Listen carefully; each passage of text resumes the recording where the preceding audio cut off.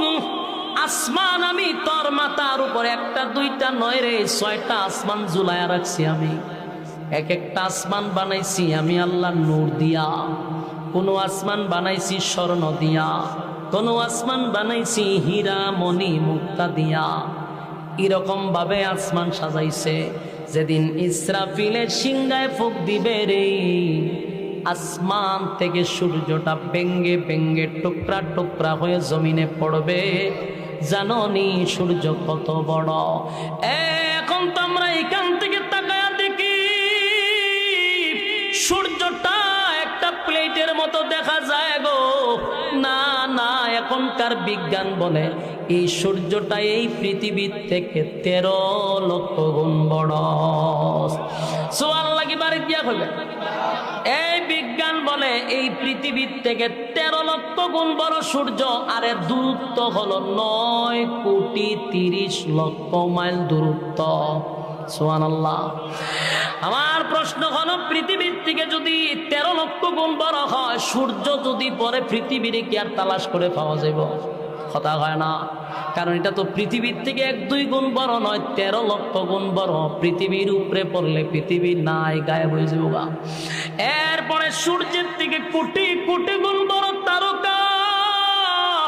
তারকার সংখ্যা কত আল্লাহ ছাড়া কেউ জানে না। এই তারকাগুলি ছুটে ছুটে জমিনে পড়বে। জমিন তো শেষ, তছনছ হয়ে যাবে।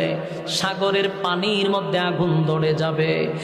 আটলান্টিক মহাসাগর, ভারত মহাসাগর, আরব মহাসাগর, প্রশান্ত সাগর, খাল বিল নদী নালা যা আছে সবগুলার পানি এক হয়ে যাবে। তখন আর লবণাক্ত মিঠা পানি এক হয়ে যাবে। কোনো পানি সবুজ পানি, কোথাও সাদা পানি এক হয়ে যাবে। সব পানি এক জায়গায় ঘুরে আগুন ধরে যাবে। সমুদ্র সৈকতে আগুন ধরে যাবে। দুনিয়া থাকবে না, সব ধ্বংস হয়ে যাবে, সব ধ্বংস হয়ে যাবে। আল্লাহ বলেন কিছুই রাখবো না, সব আমি ধ্বংস করে দিব রে। কেউ থাকবে না, কেউ থাকবে না। এরপর আল্লাহ বলেন আসমানের সমস্ত ফেরেশতারে ধ্বংস করে দিব, কোনো ফেরেশতাও থাকবে না। আরশ বহনকারী ফেরেশতা ছিল, তাদেরকেও আল্লাহ ধ্বংস করে দিবে। সব ধ্বংস হওয়ার পরে মাত্র থাকবে 4 জন ফেরেশতা। বাকি আল্লাহ জিগাইব আজরাইল রে আর কে আছে বল? আল্লাহ। সমগ্র পৃথিবীর সমস্ত প্রাণী শেষ, আল্লাহ ফেরেশতা কুল শেষ। এখন আমরা 4 জন আছি, আর আপনি চিরঞ্জীব, আপনি আর আমরা 60 জন ছাড়া আর আপনার সৃষ্টি জগতে আর কেউ নাই। মালাকুল মউত আজরাইলকে বলবে, আজরাইল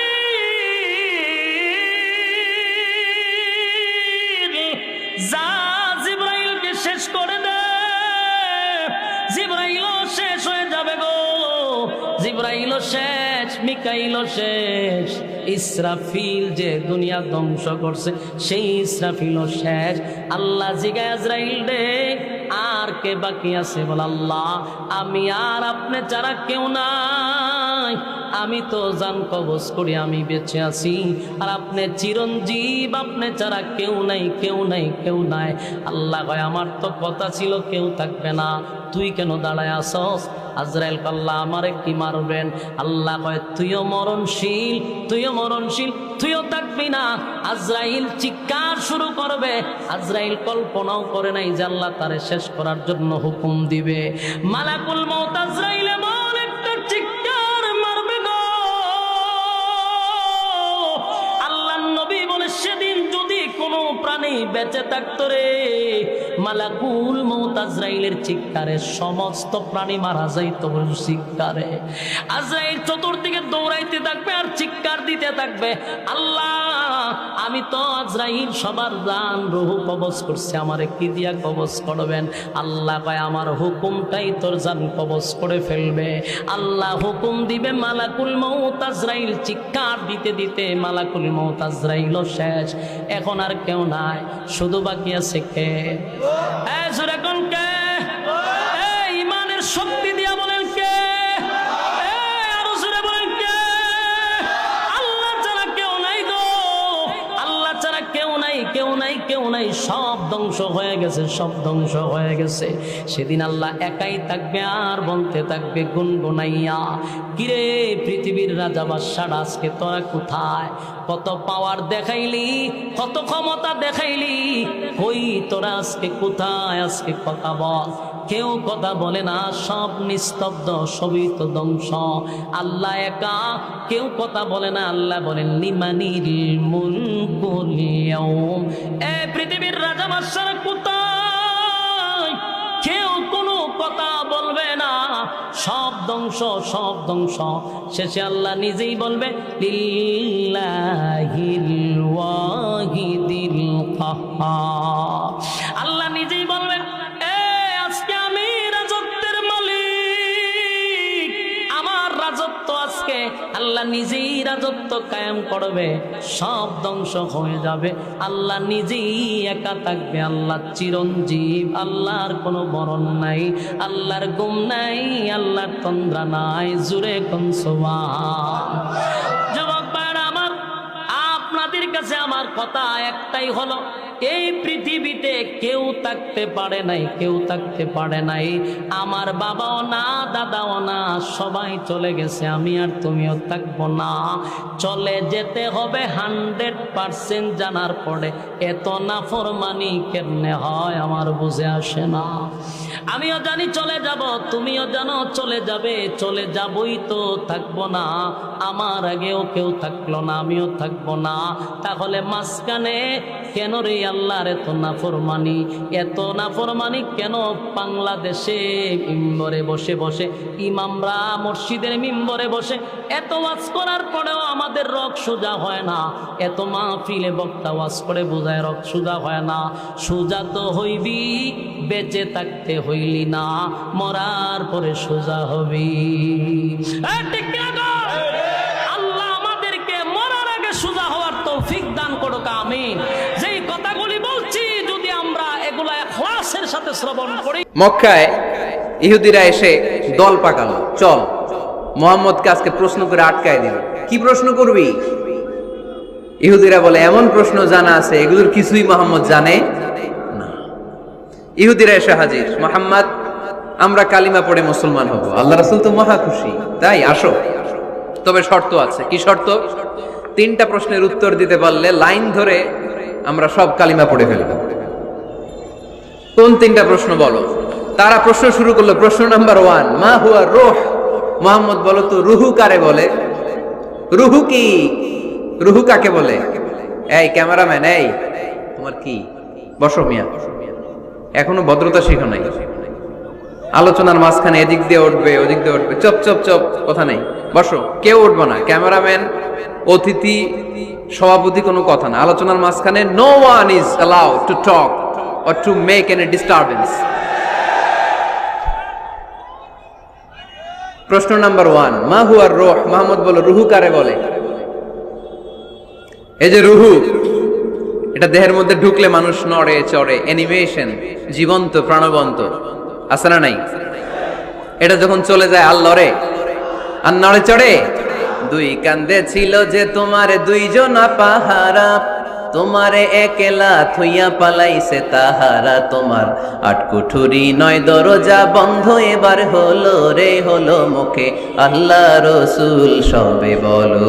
দুয়ারে আইসাছে পালকি, নাই হরি গাও তোলো রে তোলো, মুখে আল্লাহ রসুল সবে বলো। ও মুখে আল্লাহ রসুল সবে বলো। ঠিক কিনা? আমাদেরকে একলা ফেলে যখন রুহু চলে যায়, দেহে কোনো নাড়াচাড়া নাই। ইহুদিরা বলল প্রথম প্রশ্ন রুহু কারে বলে বলো। 2 নাম্বার প্রশ্ন, মান হুম আসহাবুল কাহাফ। আসহাবে কাহাফ সম্পর্কে কি জানো? কি জানো বলো। গুহাবাসী, গুহাবাসীদের সম্পর্কে কি জানো? অনেক আগে তারা এসেছিল পৃথিবীতে। 3 নাম্বার প্রশ্ন, মান হুয়া যুলকারনাইন। যুলকারনাইন সম্পর্কে কি জানো বলো। প্রশ্ন কয়টা? প্রথম প্রশ্ন কি সম্পর্কে? রূহ। দ্বিতীয় প্রশ্ন আসহাবে কাহাফ। তৃতীয় প্রশ্ন যুলকারনাইন। আল্লাহ রাসূল সাল্লাল্লাহু আলাইহি ওয়াসাল্লাম বললেন গাদান উজিবুকুম। তাফসীর ইবনে কাসিরে এসেছে, তিনি উত্তর দিলেন গাদান উজিবুকুম, আই উইল আনসার টুমরো।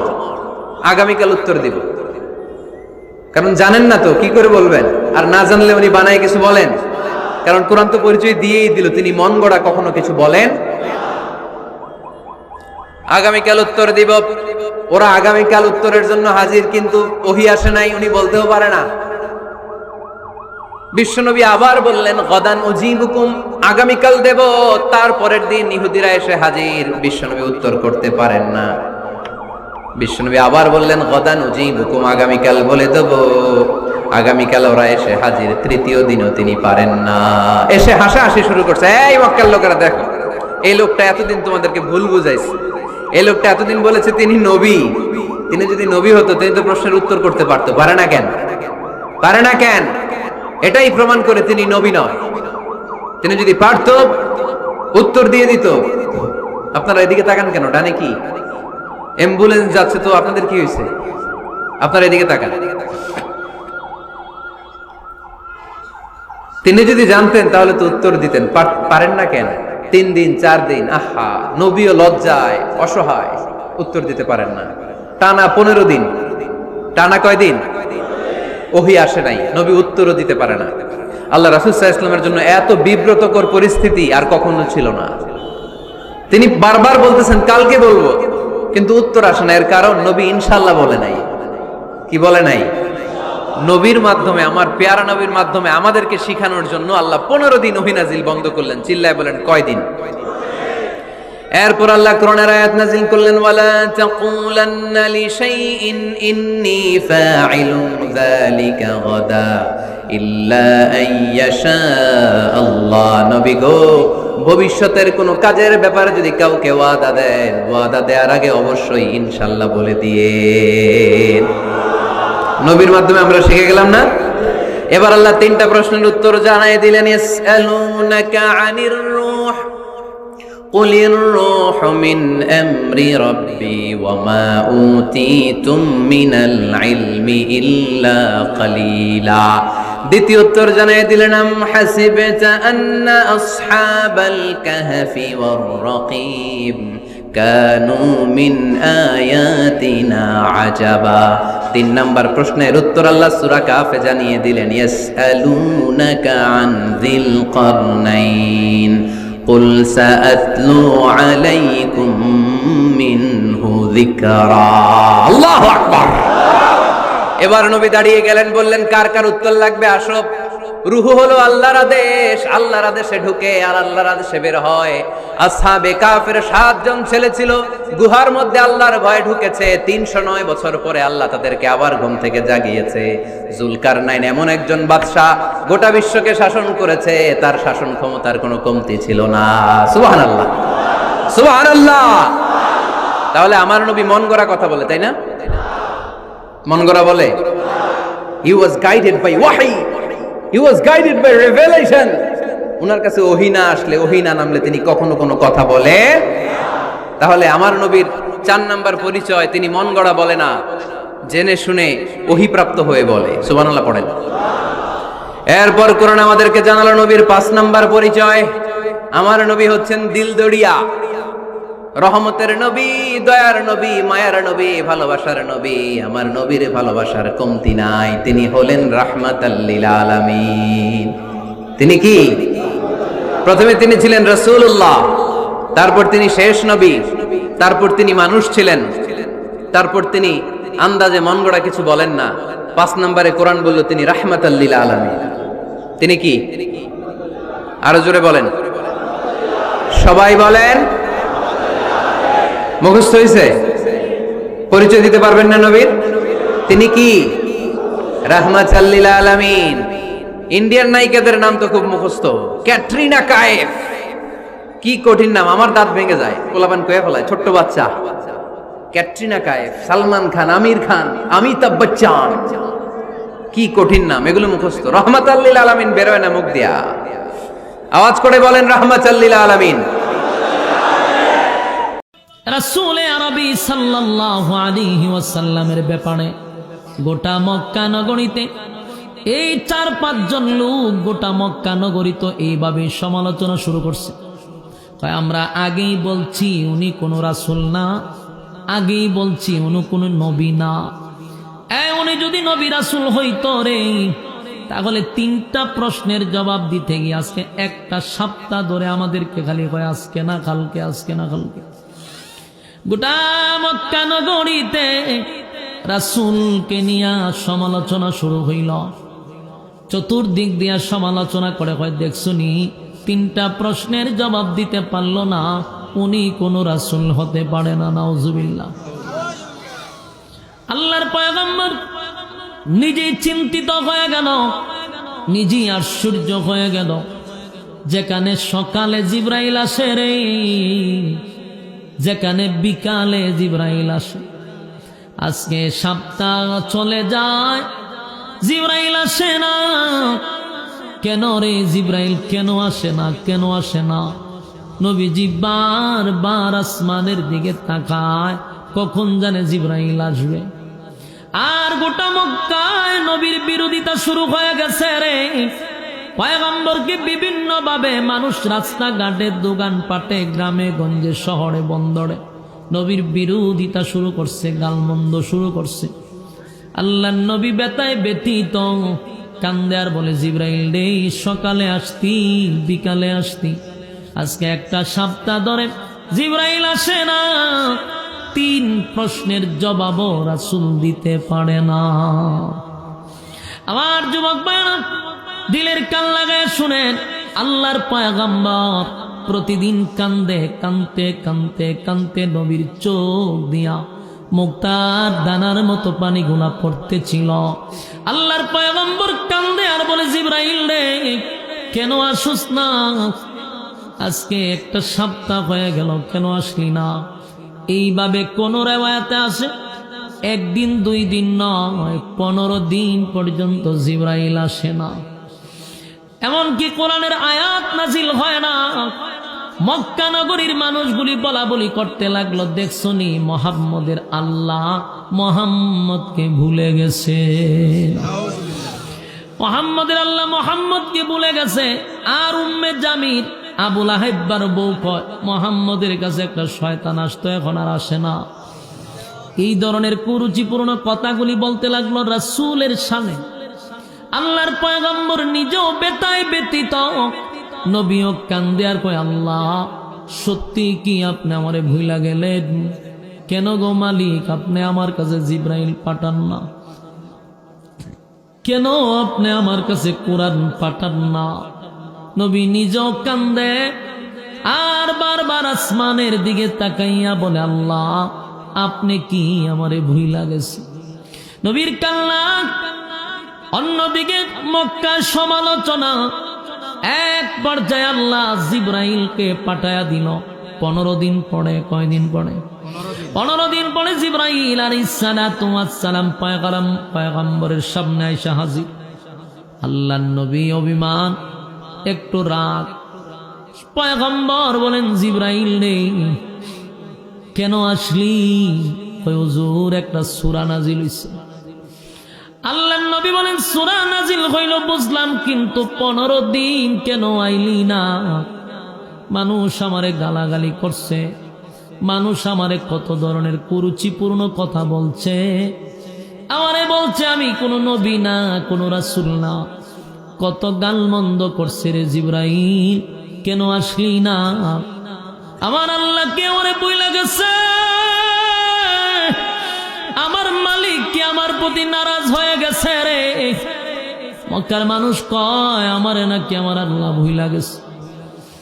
জিবরাইল কয়, হুজুর আমি তো আসতে চাই, কিন্তু আমার মালিক আমার আসতে দেয় না। আমি আসতে চাই গো, কিন্তু আমার মালিক আসতে দেয় না।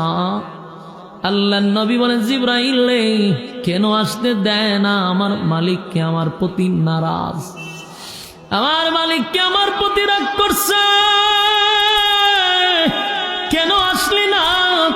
জিবরাইল হুজুর আমার মালিক আপনার প্রতি রাগ করে না, তবে 15 দিন আগে আপনার কাছে যে লোকগুলো আসছিল 3টা প্রশ্নের জবাব দেওয়ার জন্য, আপনি তাদেরকে বললেন আগামী কালকে আসার জন্য। এই কথাটা আমার মালিকের কাছে পছন্দ হয় নাই গো নবী, এই কথাটা আমার মালিকের কাছে পছন্দ হয় নাই।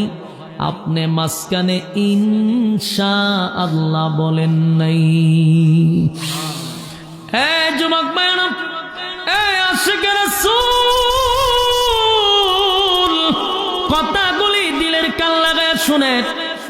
ইনশাআল্লাহ না বলার কারণে আল্লাহর পয়গম্বর, যিনি সমস্ত নবী কুলের সম্রাট, যিনি সমস্ত নবী কুলের সম্রাট, নবীদের নবী, আল্লাহর পরে যার সম্মান আর মর্যাদা, যেই নবীর সুপারিশ ছাড়া কোনো মানুষ জান্নাতে যেতে পারবে না, যেই নবীর আগে কোনো নবী জান্নাতে ঢুকতে পারবে না। জোরে কোন সুবহান। কিয়ামতের ময়দানে আমার নবীর তো পাওয়ার থাকবে গো, আদম থেকে লইয়া ঈসা রূহুল্লাহ পর্যন্ত কেউ আল্লাহর সামনে কথা বলার সুযোগ পাবে না। আল্লাহর সামনে দাঁড়াইয়া কথা বলার সাহসটুকু পাবে না। যেই নবী সেদিন আল্লাহর সামনে দাঁড়ায় কথা বলবে, উম্মতের সুপারিশ করবে, সমস্ত নবী কুলের সম্রাট, সমস্ত নবীদের আগে নবী জান্নাতে ঢুকবে, সমস্ত নবীর উম্মতের আগে নবীর উম্মত জান্নাতে ঢুকবে। আল্লাহর পরে যার সম্মান আর মর্যাদা, যারে সুন্দর বানাইয়া আল্লাহ পৃথিবী সুন্দর করছে, সেই নবী ইনশাআল্লাহ না বলার কারণে আমার মালিক 15 দিন ওহী বন্ধ করে দিছে। যুবক ভাইরা, আমার মালিক কেন গো ওহী বন্ধ করে দিল? তার একটা কারণ হলো উম্মতের শিক্ষা দেওয়ার জন্য, উম্মতের শিক্ষা দেওয়ার জন্য।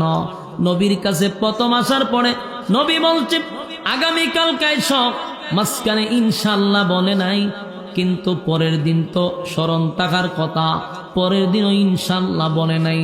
এইভাবে 15 দিন পর্যন্ত নবী ইনশাআল্লাহ বলে নাই। আসলে কি নবী ভুল করে লাইছে? না, নবী বলে নাই, আমার আল্লাহ নবীরে ভুলাইয়া দিছে রে। নবী ভুলে নাই, নবীরে ভুলাইয়া দিছে।